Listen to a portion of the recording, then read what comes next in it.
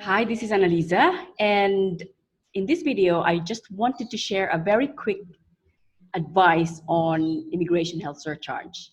I get so many inquiries about this topic, and one of the main inquiries that I receive is this.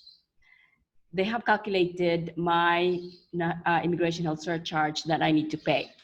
And this is usually when it happens when you are submitting from outside the United Kingdom. So if you are applying for your spouse, for even for yourself, yes, or even for your dependents who are joining you in the UK, the immigration health surcharge, when you come to that page, usually gets it wrong when they calculate the amount that you're supposed to pay. Sometimes it's quite too late to go back to the application because it's really connected. So you submit the application, and then after you've submitted that, you can't then return and change your answers.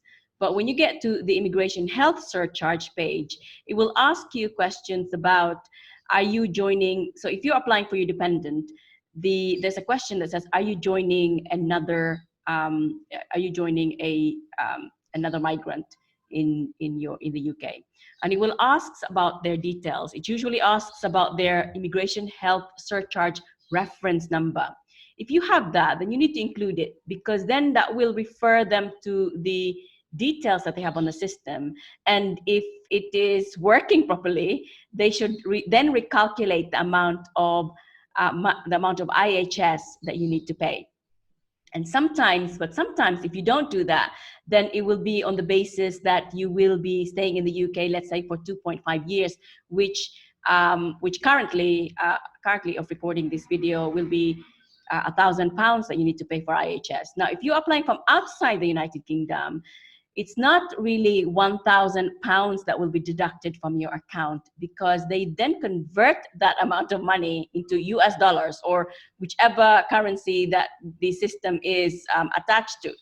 So it's not exactly £1,000. It might be slightly more. It might be, I don't know, £50 more, or even £100 more. In fact, one of my clients had to pay a lot of money for the immigration health surcharge because they completely got it wrong.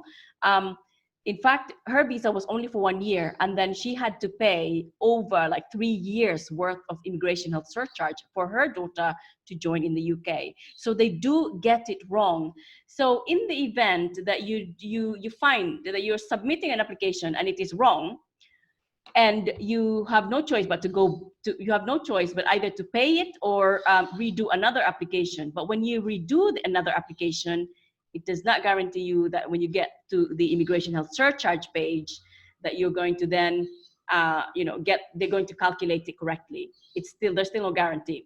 So you have two options. One is to either raise it with the immigration people, which even me as an immigration lawyer, I'm finding it hard to get answers or get help from for technical things. So you're left with really one option. And especially if you're in a rush, you need to submit the application urgently, then the option is to pay whatever it's been calculated on the immigration health surcharge payment page. Now, when clearly it's wrong, make sure that you keep a record of that, and then immediately write a letter of complaint to the Home Office saying, I have paid, you have asked me to pay the wrong immigration health surcharge payment. Okay, and then you give them a lot of details. Like, for example, if your dependent is joining you and your visa expires, let's say next year, it's only like valid for another year and a half, let's say. So your the immigration health surcharge that needs to be paid should only be 400, should only be 600, right? Because 400 for every year, and then if it's 1.5 years that they're going to be, that the Home Office will be issuing the visa for your dependent, then the immigration health surcharge should only be 600. But if you've been asked to pay £1,000, then you need to raise this to the immigration department, in the complaints department, and say, you have miscalculated the immigration health surcharge. Please send me the refund. Okay, this happened to my client. This happened to my client several times. Okay, either sometimes they don't charge immigration health surcharge when clearly they do, and then when when they look at the application, sometime like 10 weeks later, they then email us to say, oh, by the way, your client has not paid the immigration health surcharge, and so we then have to pay it. Or other times, like the one that the example that I've just given to you earlier, a client who was sponsoring her daughter, and her visa was only valid for 1 year, and yet she was asked to pay like a full 2.5 years visa. Then then we had to ask the home office. We had to write to the home office and say, look, this is wrong, please refund immediately, because it was a lot of money. It was even in dollars.